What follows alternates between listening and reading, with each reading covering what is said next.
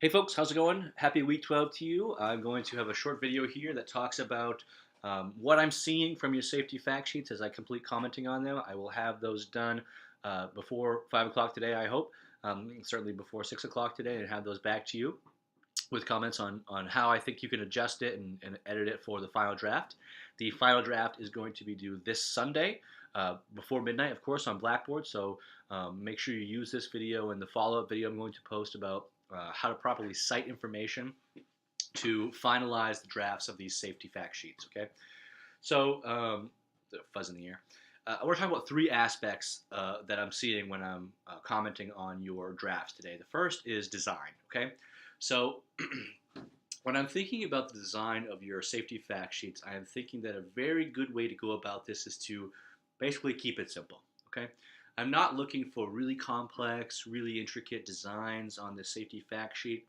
Instead, what I'm looking for is your ability to take content and present it in a way that catches the user's eye, that presents information accurately, and that strikes a certain balance between the content and research you're finding and the design of your actual document. Okay, so some of the examples we looked at are either intricate or almost too simple, right? So if you look at an OSHA fact sheet, it's almost impossible to be guided by it, right? Because it's so densely written. It's a very strange kind of document whose audience is could be anybody. It's too vague to understand, and you look at it and you go, I just don't. I'm not sort of captivated by this information. I'm not sure that it even applies to me. Okay, your safety fact sheets need to do the opposite, right?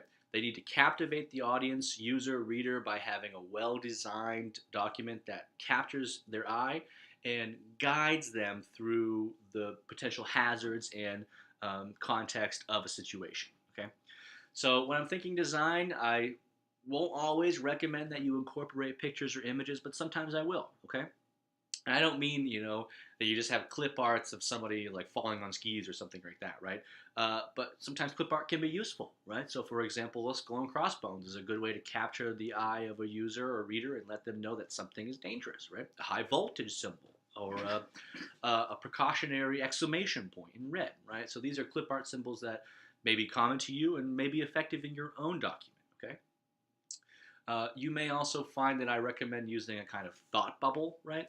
So this is like, if you're familiar with older cartoons or different kinds of animation, then a thought bubble is sort of like this bubble that appears that shows the internal monologue or thoughts of an individual character. These can be a really effective way to set information apart, right? It will allow you, the document you're designing in, I suspect, whether it's Word or PowerPoint or Google Docs, excuse me, my cold's still lingering. These documents will allow you to change the background in a thought bubble, right? You can have different kinds of text in a thought bubble, okay?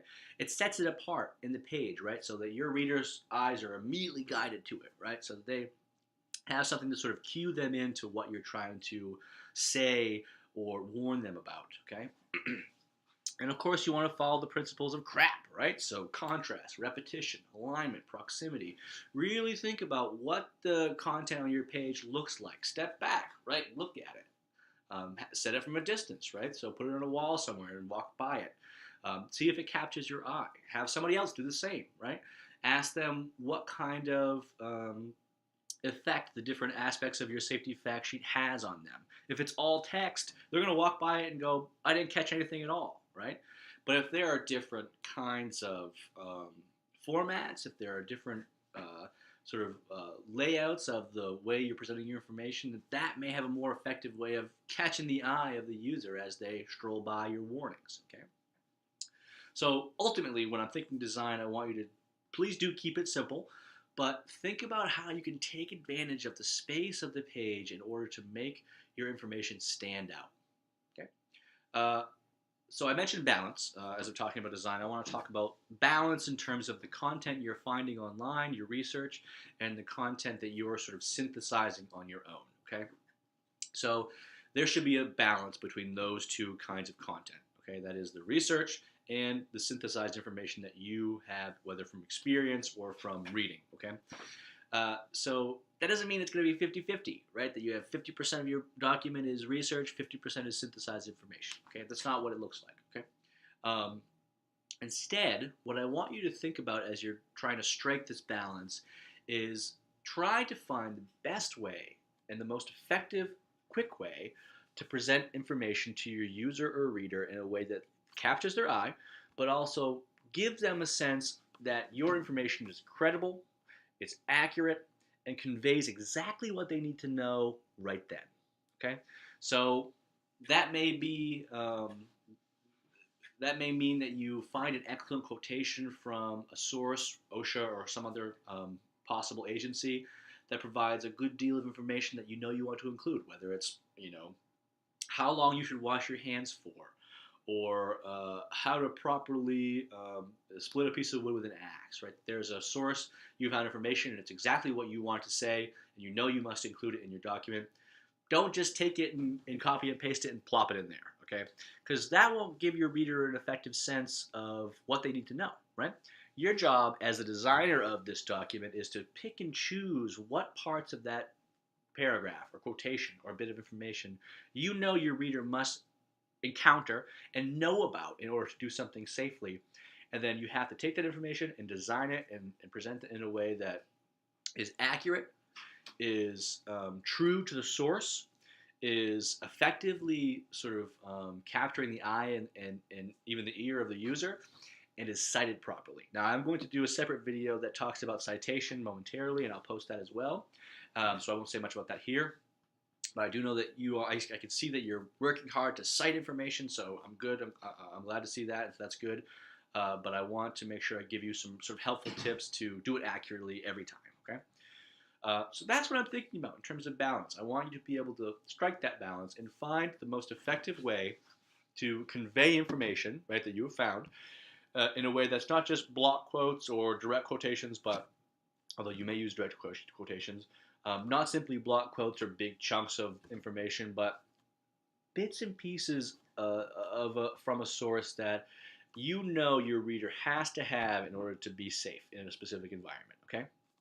And so the example I'm going to use for my own citation is slips, trips, and falls. This is from OSHA, right? So I found this within a press release from OSHA from 2017, and I know that the slips, trips, and falls is the second most dangerous to individuals, second only to automobile accidents.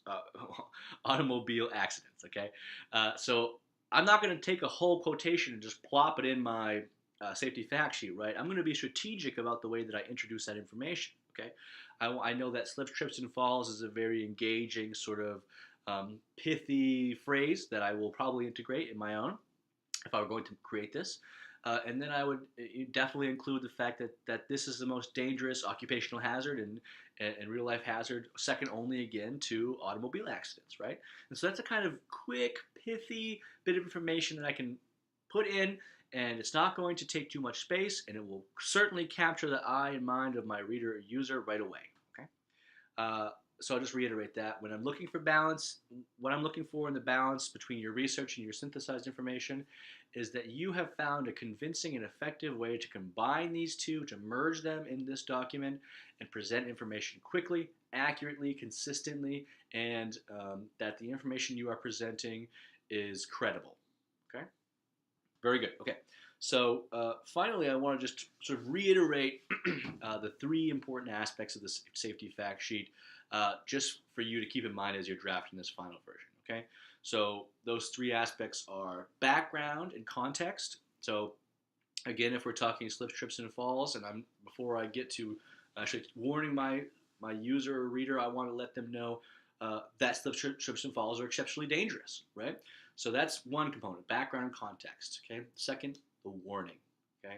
So the warning is perhaps the most important part of the safety fact sheet because it lets your user know what is most dangerous about the thing they're going to do, okay?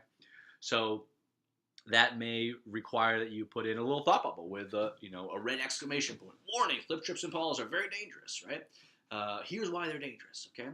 And finally, the third aspect is guidance. So the guidance is what your user or reader must do in order to not slip, trip, or fall, right? So whether it's wearing non-slip shoes or avoiding areas that are wet or being careful and being cognizant of their surroundings so they don't trip over any power cords, things like this. Okay.